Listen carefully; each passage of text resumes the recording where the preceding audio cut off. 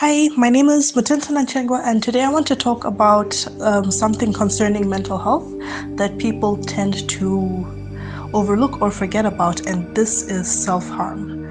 So, a lot of people think that self harm is just a gateway to suicide, but the actual definition of self harm puts it down as non suicidal physical harm to a person's body.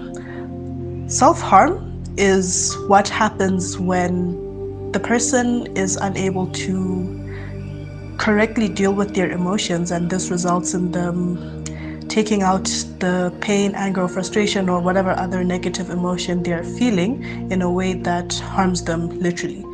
So there's a lot of myths out there. People think that self-harm is only cutting yourself on the wrist, which is unfortunate because there's many types of self-harm which are and but are not limited to harming yourself, like beating yourself up.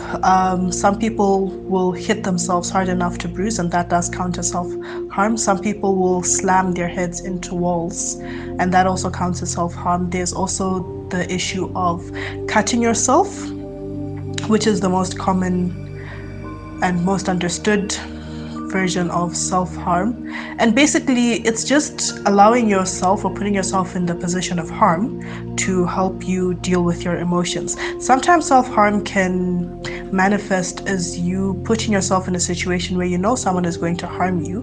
So it becomes a little bit of a more indirect way. Self harm is something that I feel people need to talk about more, because a lot of the times when you see someone is cutting themselves, you'll say, oh, they're just doing it for attention. If they wanted to commit suicide, they would. But that is not the case. Usually, this person is overwhelmed by very negative feelings and they don't know how to correctly handle these feelings. So they go into the whole repertoire of cutting themselves and stuff like that.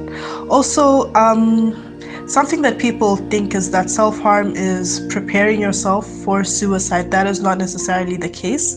Suicide ideation is there when you're going through self harm, but also self harm is ideally defined as non suicidal physical harm.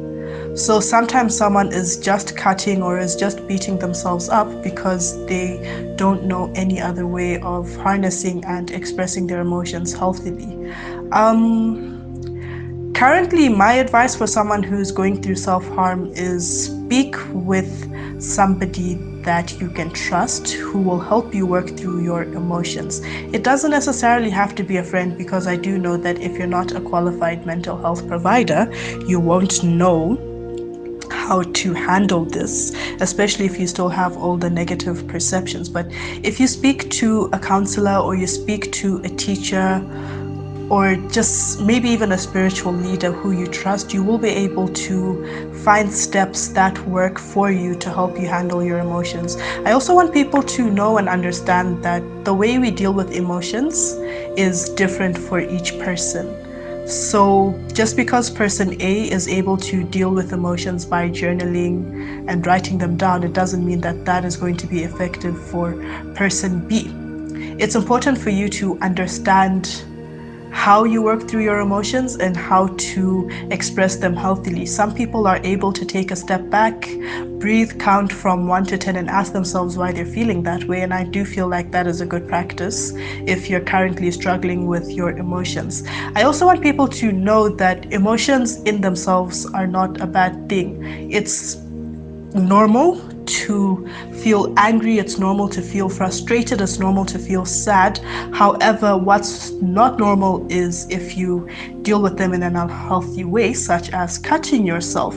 So if you ever find you're in a situation where you're feeling angry, mad, or something like that, try your best to ask yourself why you're angry, why you're mad, why you're frustrated, why you're sad, and ask yourself how your subsequent actions are going to either harm you or help you.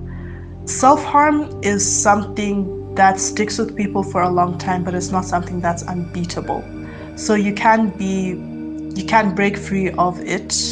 It's not something that you have to restrict yourself to for the rest of your life, but it will take a lot of intentionality on your side, which is why I feel it's important to speak with a counselor or someone who is more experienced, because they'll be able to help you work through the emotions you're feeling and help you work things out in a healthy way. I do hope that this has been helpful to someone who has thought about self harm or who is self harming.